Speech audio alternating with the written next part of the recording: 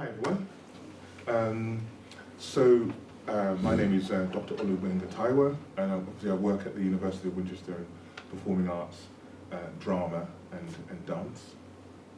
I want to welcome my colleague, Freddie Opoku, who I've worked with on a number of occasions, and I think I might let you introduce yourself actually, because I think your work is so diverse, and you just started doing some academic work, haven't you? Yes, just started doing some academic work. Hi everyone, my name is Freddie Opoku-Addaie. I'm a freelance dance artist, performer, choreographer, and currently guest programmer at Dance Umbrella International Festivals based in London, which last year celebrated its 40th anniversary. I wasn't born then. And currently just started first time employment as a lecturer in performing arts at UER, University of East London, doing a part-time 0.5. So just starting to get the grips with that. But I've been teaching a bit before that in vocational institutions mostly. I always did the honeymoon period and then left. But now in for the whole marriage. Yeah, so that's my hats at present. That's what I'm doing now. So Freddie invited me to talk at Dance Umbrella and also to present some of my work on Urban Butoh to some of the System Lab, which is one of the things you run. You started this, and we'll talk about System Lab in a second. And so there's a group of artists who are associated with the System Lab, and they were doing workshops throughout the whole time. Do you want to? So Systems Lab as a concept, and as well as actively trying to have another conversation in how artists' work gets presented immediately without the process of sometimes having to go through the funding processes, which sometimes slows down ideas and it kind of gets a bit lost in translation because of time and the immediacy of the work. So System Lab, I call it invaluable slack time. That's what it is. So artists, the time where you just want to go and see shows, reflect, is not just taking time out to go on holiday. I think artists, all practitioners, all art forms, we need to do that practice. So that was one of the first things when Emma Gladstone, who's the artistic director and CEO of Dance Umbrella, invited me. And I've actually noticed a pattern in this as well, that other artists from main backgrounds having to initiate these things when they go into institutions that we've been going for a long time. And this is not necessarily because of the current person in charge, it's just how the system has been, that they need to initiate. I won't call it artist development, because I feel these artists are already developed, but they need to initiate some kind of dialogue or something to action artist work getting out there as soon as possible, because we talk about the work is not good enough, and most of the time there is work out there that's competent, that's not necessarily good enough, but it's not the diverse range of that competent work or competency seen across a diverse range. And I'm not just talking about black and white, I'm talking about inclusive practice. There isn't a diverse range. It's usually the usual suspects if it comes to inclusivity, which I've worked in that area. So Systems Lab was to have that conversation, invaluable slack time to give in residencies to artists, workshops, international artists coming in, well, local global artists, because most of the guys that are in the System Lab group are international artists already. And it's just actually to come back to present her work in the UK, because most of the time they present the work so much outside that there is no dialogue about the work within this island, which we're going to probably touch on about. That it's a diverse, there's artists that are presenting their work, I'm not necessarily known in this country. And then we kind of talk about the new wave, but they've been waving for quite some time. Yeah, so it's to challenge, the system is to, put the system into the lab. And what's interesting is that there was two things. So I presented my work on Urban Butoh, which I'll talk about in a second. We're going to do a little demonstration of Urban Butoh so you can get a sense of what that is. A very short demonstration. So I was able to present that work at the lab, and at the same time, on the same day, there was a panel, and the panel was based on this particular topic which Freddie posed to me, which was beyond the three T's, and it was very, very well attended. I was quite impressed with it, and there was three of us on the panel with the speaker, and the three T's were tick box, beyond, tick box, token, and tolerated. How do we get beyond those three T's? And the discussion was fantastic. But yeah, I wanted to ask you a little bit more about the basis of that, because that's really, I was really impressed that that discussion, talking not just about Afro-Caribbean and people who are marginalised from that side, but also for people who are differently abled. Because there was, I can't remember her name now. Jenny Seeley. Jenny Seeley, yes. She's the Grey Eye Theatre, and inclusive. I mean, I've known her for ages. She worked together last year, yeah. So yeah, and I think this is the point about the three T's, that as soon as you get a black person or a person of colour, it becomes about that thing. But actually, for me, from day dot, and actually working with you via Pan Intercultural Arts, which is an organisation that supported diverse practice across the art form. I actually did one of my dissertation in college about Kanduko, and actually ended up going to audition for the company for that reason. So actually there is a more diverse background, and that's what I mean about diverse, not diversity, diverse, because that gets a bit misconstrued. Yeah, so that was, it had to be part of the conversation. That's something actually I'm learning in Systems Lab, that is becoming not necessarily inclusive, actually it's becoming a bit more, what's the portion of black artists, what's the portion of artists that are doing performance practice, not necessarily dance. But then there's another aspect of it. So it's always, I mean, I think it's a question of always challenging a system, really taking a system to a lab, and Jenny had to be in that conversation. And actually she really is beyond just trying to have inclusivity practice for the sake of it. What skills can we tool up in order to be able to do the work that we want to make, not necessarily, oh yeah, we've taken that one. Yeah, so that she had to be part of the conversation. And what was, so you talked about the motivation for that, but also you just discussed there about your long-standing experience. Do you want to talk a little bit more about your artistic experience and your journey? Because that's, I think, quite fascinating. And you mentioned you wanted to, or you worked with Kanduko, but also you've done Pan Intercultural Arts, which might be useful to sort of unpack that a little bit. So brief background. Went to Newham Sixth College, which is a sixth form college in Newham, East London. I went there to do performing arts, but initially, actually, it's really funny. I signed up for art and design because having Ghanaian parents, they want you to get academia. So literally, you have to get something that we can kind of show off back in Ghana to go, it could be a possible doctor in the future. And performing arts is changing. The kind of mode of how people are seen in the arts is changing. That's another reason for that as well. It wasn't because they're narrow-minded. They knew that the avenues were very limited. So yeah, art and design is what I signed up for.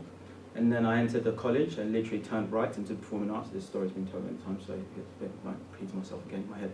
That turned right into the performing arts department, and then basically just stayed there for a good, 2 years, did the performing arts, and then went on to London Contemporary Dance School, and actually going back full circle. My first, how to say, university institution-based dance teacher was a lady called Claire Connor, who's now actually the chief exec at the place.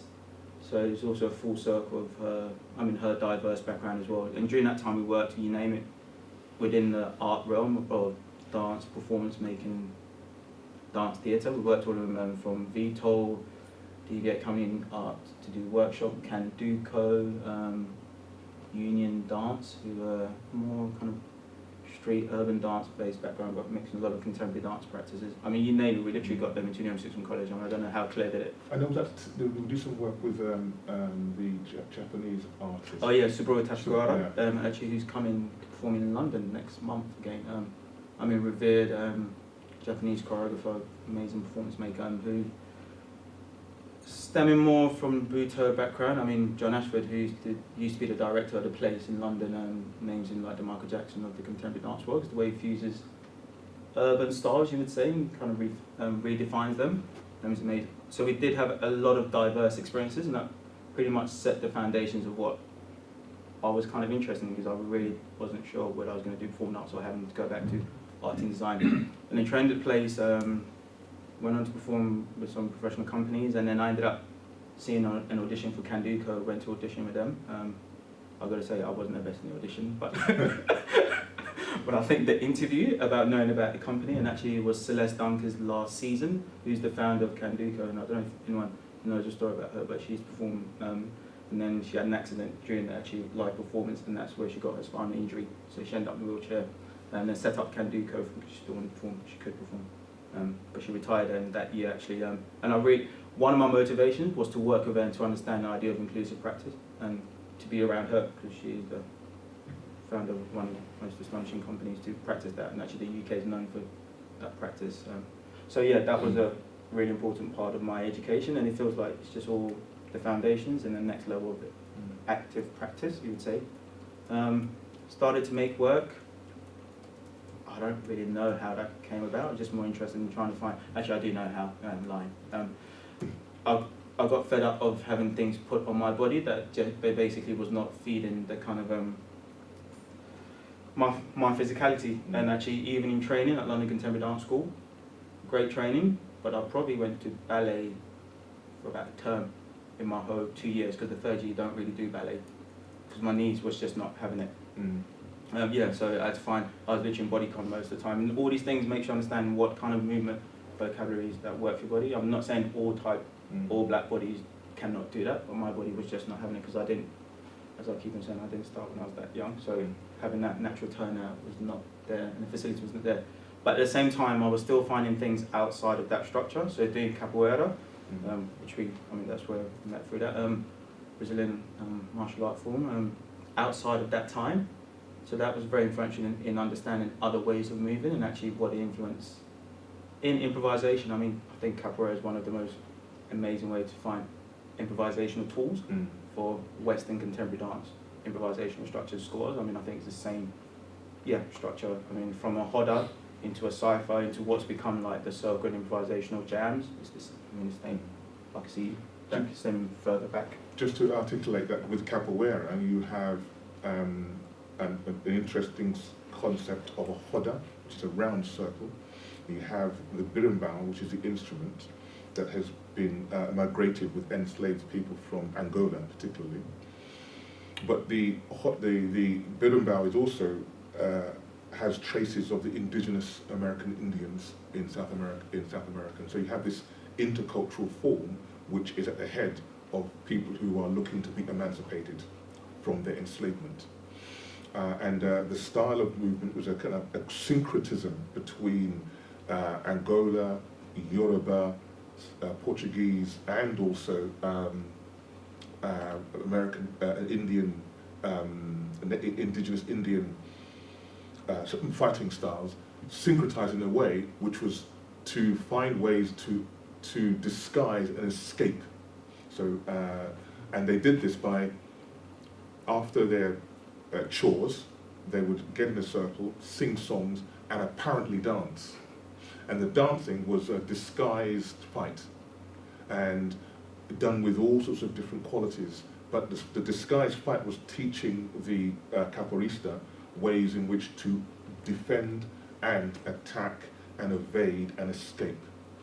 And that improvisational quality has now been the basis of a lot of kind of street jams and various other things, which is what you alluded to. Yeah, so I would even say, and starting to do a bit of research about ballroom, because Stricky has kind of caught up with me, but tango, I can see the language and trying to flick into spaces and fill in spaces. The only things that you hold in a position, I wouldn't be surprised, because that's through Argentina and actually the whole kind of colonial structure, and actually the, how would you say,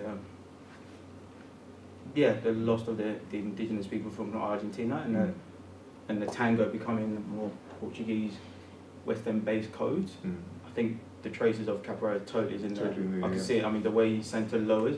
I went to a class and I was completely awful at it, but it was just actually learning this way of lowering your center, and it's not up here. It's not ballet. It's not that. So that groundedness is something that it totally translates. But yeah, so basically capoeira became my classical form for that good 5 years.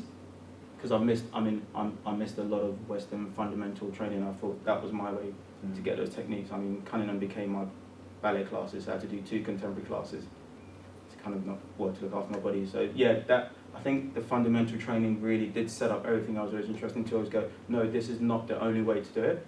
This is not the only way, and it wasn't necessarily me. It was other. Actually, there was a lot of Scandinavian students at that time as well. And all of us ended up taking 2 contemporary classes because they did a lot of ballet as well when they were young, and they wanted something else for their body. So, I struggled with the idea of vocational training as well. But that balance really helps me to kind of gauge what the possibilities are actually in language and how the hybrid of forms. I think it opens this other idea about the assumption of a Western aesthetic, which, when you have differently abled bodies that do not want to perform that aesthetic or have a different way of performing, they become, in some ways, either abject or marginalized in some way. I think it's interesting about even though, particularly in academia, and I've been working in the University of Winchester for a long time, and there is an attempt to be more inclusive, but the hegemony of Western culture is such that it dominates our subconscious. And so it's a constant battle to constantly deconstruct any kind of assumption. And it comes down, this comes to what I was doing with the Urban Butoh. Urban Butoh for me has been, it's a combination of two things. One, urban culture, street, African dance, those kind of things. But also elements of Pina Bausch and those aspects of performance which pays more attention to the inner life of the performer than necessarily the outer aesthetic. So that was the kind of quality. I grew, my journey was similar to yours in some sense, but my journey was through street dance and fine art in some ways. So I went through the whole street dance mime, and then with fine art, I discovered performance art. And then I took a workshop with Yolanda Smith, who, and she blew my mind. So that was it. I was like, okay, I'm not doing art anymore, I'm doing movement. Because she redefined, because of her radical feminism, she redefined all my assumptions about what movement was and what movement could be.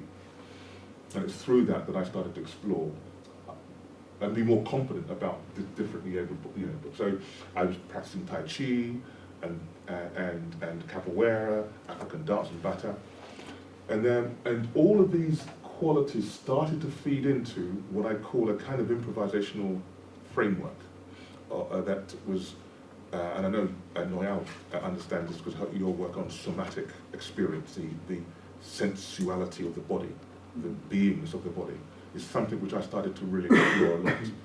And then, so to kind of long story short, there's loads of influences that came into being. But I went to Japan after my PhD.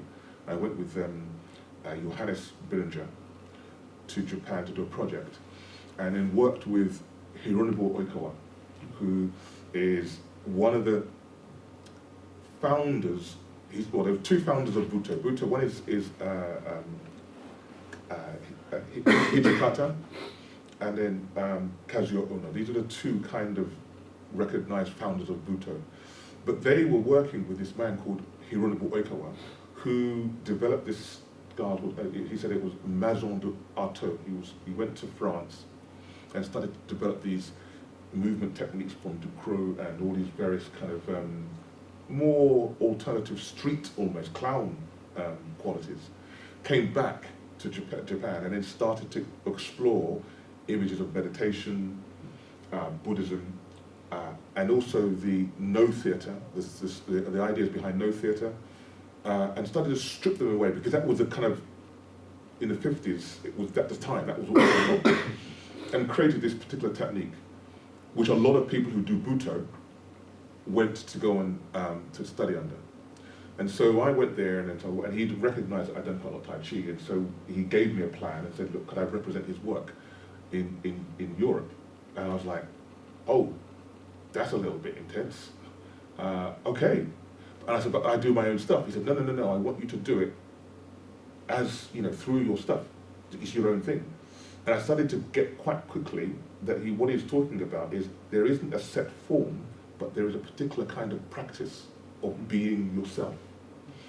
It's a being yourselfness, which is actually quite tough, because we often put barriers in terms of that.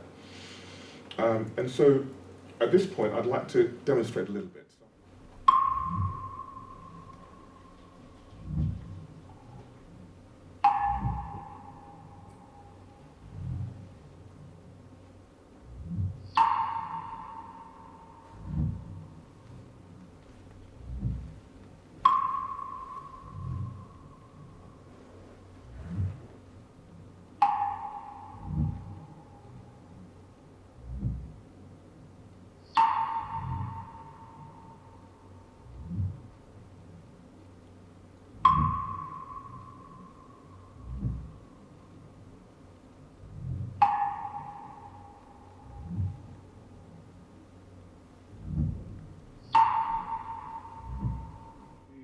the process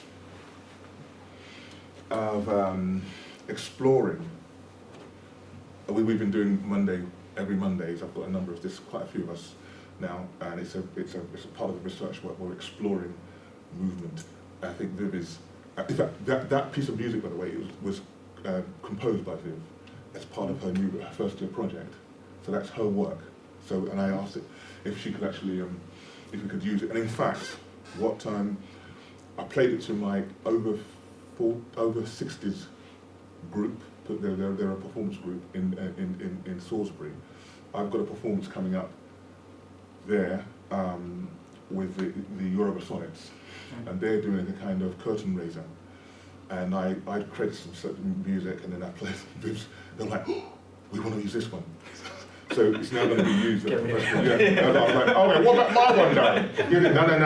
No. Yours is too deterministic. That can give us space. I was like, okay. Which I thought was that. So humbled. Yeah, exactly. So, so thank you. And also that was also. Do you want to talk a bit about the premise of that piece of music? So I've been lucky to be taught by Olu for the last half a year. Yeah. Both in Urban Butoh and in Tai Chi, which I've found really, really useful in my studies as I personally gravitate towards dance and physical theatre the most.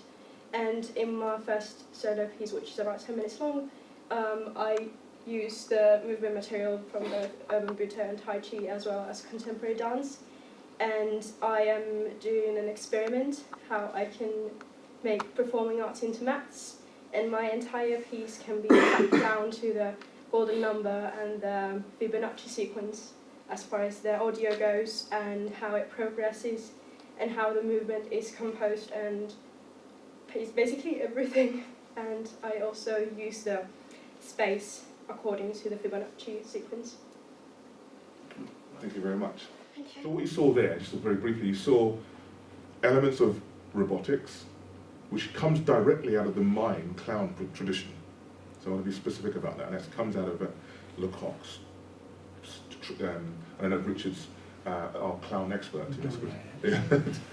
Yeah, Goliath, exactly. But sorry, you can also definitely see lock-in. The lock-in, yes. I mean, this is why I get so confused with the idea of compartmentalizing forms. I mean, it's so lock-in, and crump. And crump. I mean, those.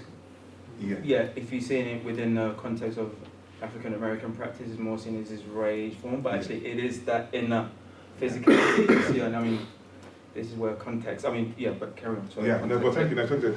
And so there were two: the formal, structured, restricted, the horror, and the kind of inner. And in the technique, it's called the silent scream, which is wonderful. You know, you get to explore this. And it's, yeah, so, and I see, this is very Japanese, but I see a lot of, as you can see, you can see a lot of traces from indigenous African as well as sort of more experimental European work in that sort of style. And then we move into the phase which we've been working on, which is the ambiguity of gender. That is, how you move where the movement is maybe slightly more feminine, and then from that more feminine, you might move into something which Lecoq talks about as a kind of open, the neutral, which is a child, and then from the child to the more masculine. And so the movement practice of that, which we were playing with there, is that place where you're constantly interrupting the habit of being one or the other.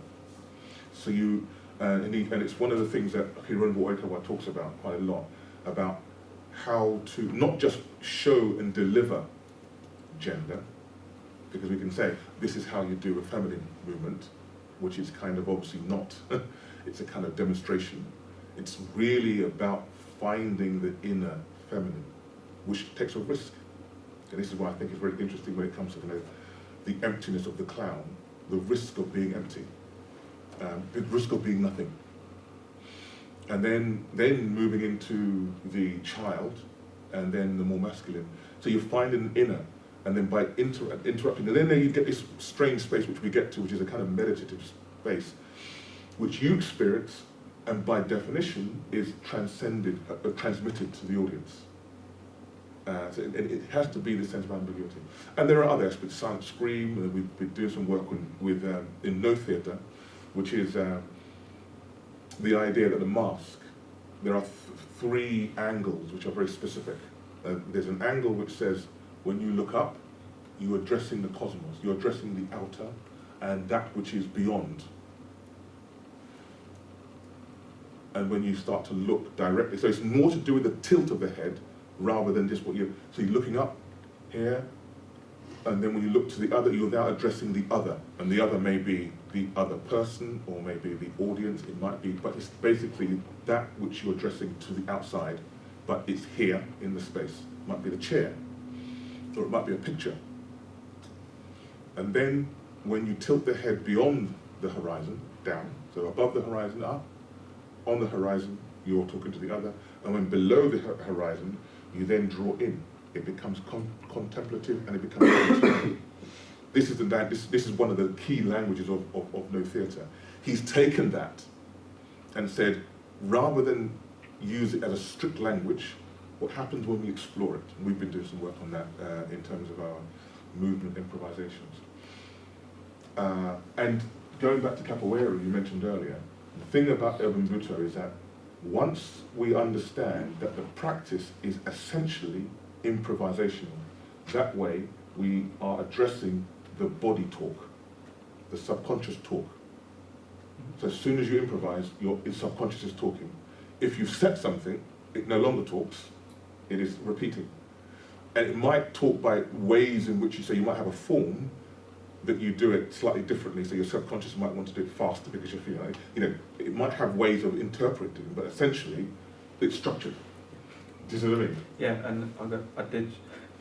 So when I was in Kanduka, there was a term that was used all the time. I really struggle with even now, adapting material. Yes. Yeah. I honestly, I struggled. I mean, this. So, would you mean we have to adapt our material, or they have to adapt material? Which feels there's nothing about the inner being or the person who's present in the space yes. that you have to adapt who you are to kind of make everyone feel comfortable with what's going. And I think you just would have just hit that in a nutshell. And actually, for an inclusive practice, I think the terms of how the feminine, masculine, and the neutral. Yeah. That was what, and I felt like there was a lot of fights or questioning that was happening within that moment. So that word, and I'm not sure actually how much that word is being used, adapt material, especially, well, in all forms, it's just when it comes to more the explicit of colour, we don't talk about adapting, you have to do it this way. Yes. But we're trying to even soften that term yes. Adapting is still not right. I mean, I never felt comfortable with that, but I think but this is, the same could be said cross culture and in cross bodies. Yeah. So if I'm working with someone who maybe is profoundly disabled or differently abled, then it's no use me trying to ask them to be like me, or even ask them to be like anything that they are not. If I'm going to collaborate, I then have to be with that person, how they are. And that's going to ask real questions about me and about what I'm doing. And one of the key things which I think is brilliant, what Hironobu talks about, in Oikawa talks about, is this idea of the presence of being. So just to be. Yeah. And again, I suppose this links into some of Noyel's work in terms of presence and embodiment and somatic experience. How do you experience the being? And so the techniques are quite specific when we do Urban Butoh, because you have to learn. We learn robotics. We haven't done capoeira. We do animal work. These are some of the skills that you pick up as a way of engaging with a toolbox, because otherwise what happens is when you start to improvise, all you do is improvise your habits. And so you think, oh, but I keep doing the same thing. Well, of course you would, because that's what happens. So the toolbox is a way to stretch and unpack and interrupt those habits. So it asks questions of it's a research praxis in that sense. That's what I love about it. And so it was really excellent to work with your students, the artists, because I think that the responses, because you did the workshop. Yeah, and actually that was one of the first workshops I took part. And this comes back, actually, I just wrote it down, but I'm not going to articulate because it just really struck is that most of the artists that come into that space during this the whole festival is that subconsciously, I think the system is kind of marginalised them, as in they are not seen to be doing what they should be doing. Yes. Yeah. You understand? Like you look this way, so there's a type of work I want to see you making. Yeah. And if you're not doing that, we're not sure how to categorise you. Yeah. Yes. And I think these forms about, I was right, robotics, animalistic, it's about the other. Actually, it's not so about trying to be this thing that you're not. And actually, System Lab is about people's experiences that they've gone through, not necessarily the forms that you think they should know, or that you look like this, you should be doing hip hop dance, or you should be doing African hip hop. Yeah. And actually, what is the range and the hybrid forms that people are exploring now? And within that system, I think it's the biggest subject about how funding structures, and actually this is how the treaties mostly came about. It was because of those issues that who's doing it because of the tick box, or who gets the funding because they can literally look like that as well as do that thing they need to do. Even if they write, I'm going to put this just for the Arts Council or for the powers that be, and then do something else, the residue of it is that you'll end up doing what you've written, because it's just you're in that habit, and the more you repeat it, you will go into that pattern. And pattern is the implicit structures. So that was one of the main reasons for raising that 3T, tokenistic, tick box, and being tolerated. And this kind of comes back into that. So actually, a lot of people came to that workshop and left going, oh yeah, I feel comfortable in this language because it's not necessarily defining what I should look like. It's just giving me space to just really investigate myself and all the other. And actually, it's mostly collaborating with self, which is not easy. Yeah. And that wonderful term, collaborating with self. First, that's really, and again, I'm sort of looking over to Richard here because I think we'll open up into a discussion in a second because we've got some people here I know I'd like to hear from. But the idea of, first, one thing about the clown or the being, just being around, just being there, is you start to look at those aspects of yourselves that are up and celebrated or really used, and those bits of yourself which are kind of silent or hiding or under the covers, and then you see them for what they are, and then the collaboration of that becomes why do I move over to this and reject that? How do I then come over to this side? And then we have this strange space of recovering and uncovering self through play, or is it le jeu? I think he talks about it, Lecoq talks about it, play, but not just playtime, but real play, investigation, and that can only come through improvisation. And the beautiful thing about working with people who are differently abled is that they force you, because they won't play by the rules. No, it's not and why there. should they? It's not there. It's not there. Exactly, And it's not there. That's something I think I apply those kind of ideas of inclusive practice that have really made me even go back and go, oh, really? Are we trying to adapt? Yeah. Which means that this is not the way we should be doing it, so you should be doing it this way.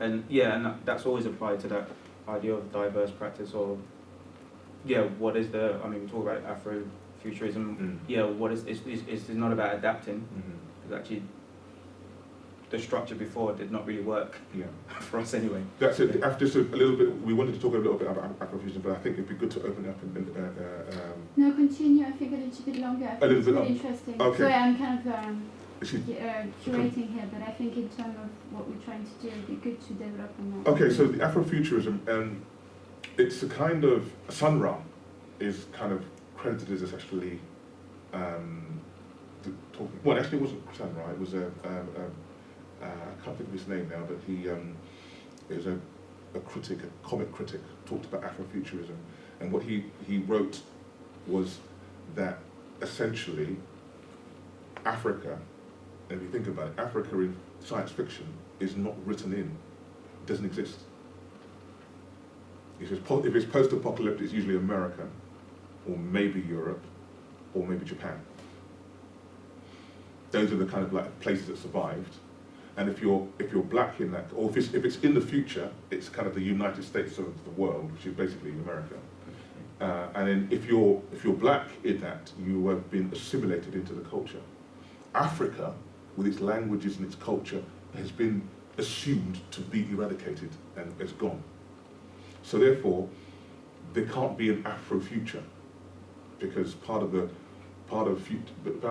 science fiction is to project yourself into the future, a possible future. And so Afrofuturism came about in the sort of 50s and the 60s as a way, 50s, 60s and 70s, as a way to say, well, if we're not being written into these structures, what does Lagos look like in 21,000 or the 23rd century? What does Mumbai look like? And what kind of futures can we imagine for ourselves in these spaces? What kind of science? And the thing about looking back at the post-colonial, so of course colonization was attempting to eradicate knowledge and language from the cultures that they colonized, whether it's Spain, Portugal, Britain. Pre-colonization, there's a context and history which has been suppressed. And so how do we reimagine those and bring those into the future? What would they look like? In the same way that those, interestingly, I'd like you to talk a little bit about your next 3 Ts, which I think is really interesting, because you mentioned that yesterday, the other day. But what happens when, in Western culture, is that things can be rehashed and reimagined and projected and played around with, and we can revisit them time and time again as part of the assumption of culture. But as soon as we start to move into, say, let's look at something that's happening in Lagos, then it's like, oh, this is interesting. How can we put this in the compartment? And so Afrofuturism was a way of deconstructing that in a very similar way. We took a lot of lessons from feminism in that sense. The way feminism deconstructed the male gaze and the male assumptions.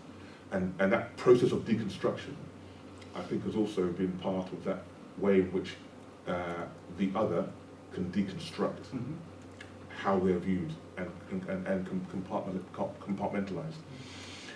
So, of course, last year there was the big unveiling of Black Panther, which exploded, and that, in a sense, Afrofuturism came into view, because it was the first time that we could say, here is a kind of Wakanda, and so forth. A lot of Africans loved it because they thought they did the research. But of course, Wakanda became more famous than most of African countries. And so there was this kind of weird thing, like a constructed reality becomes more famous than the actual reality. And there's been this danger of how do once the dust is settled, the fact is we still have music, we still have, there's a big hole. There's a hole, yeah. And so that's where Afrofuturism comes in. It's like, once you go past having to be tolerated, I'm born in this country, why do I want to be tolerated? Tolerated says, we don't really want you here, but I'll tolerate you. That's what tolerated means. It's like, we'll tolerate you, it's okay. And of course, from the other side, being tolerated is like, what do I want to be tolerated for? I was born here, what? Yeah. And that, then toleration becomes this idea of how, Yeah, but is this, I heard it when, Theresa May said a couple of years back, we're a very tolerant nation. Yeah. And I was like, wow. It made me think, actually, does my mum tolerate? It's just, I thought, you think this as your parent, or no, yes. Yeah, and this was a good, even before she became Prime Minister, so not now she has to go by it, because then she could say whatever she wants to say. But that was already the feeling, that we're a very tolerant nation. And that's also, by the way, that's also seen as a positive. Yeah, that's true. So we're a tolerant nation. Yeah. That's right, that's what I think about. I'm not really, I don't really belong on this land. The fact that there are black Roman warriors buried in this land from before the Saxons arrived, that's not my point, because that's the kind of history that you just keep that quiet. The fact that there is a kind of there is this other history, but we tolerate you. I wonder if the Celts say we tolerated the Saxons and the Normans. I wonder if that was but of course that's so there's a kind of thing where I started to think, okay, how do we go beyond that? and this is coming back to your question, and I think that Afrofuturism is a good context with which to start that process of reimagining and rethinking. And deconstructing, I mean, that's the word I've not to date found a word whenever I come to that situation, inclusive practice, without adapting. And I think deconstruction is a word which already, as soon as you say deconstruction, people think, oh God, it's going to take too long. Yeah. But it does need to take that time. Adapting feels immediate. Let's adapt. Yeah, let's adapt. Let's make it happen. The world, the planet is falling apart. we would adapt. Yeah, let's adapt. No, let's deconstruct exactly how we got there in the first place. So do you want to talk a bit about the next 3 T's, which I think is really interesting? It's not public yet, so I'm going to let it marinate since first. Yeah. So, I mean, initially when I put those 3 T's, it was also to challenge the position I'm in. British-born black man, partly lived in Ghana, raised in Ghana, so actually I was born in England, and partly raised in Ghana from 4 till 10. I think that has its, advantages and disadvantages.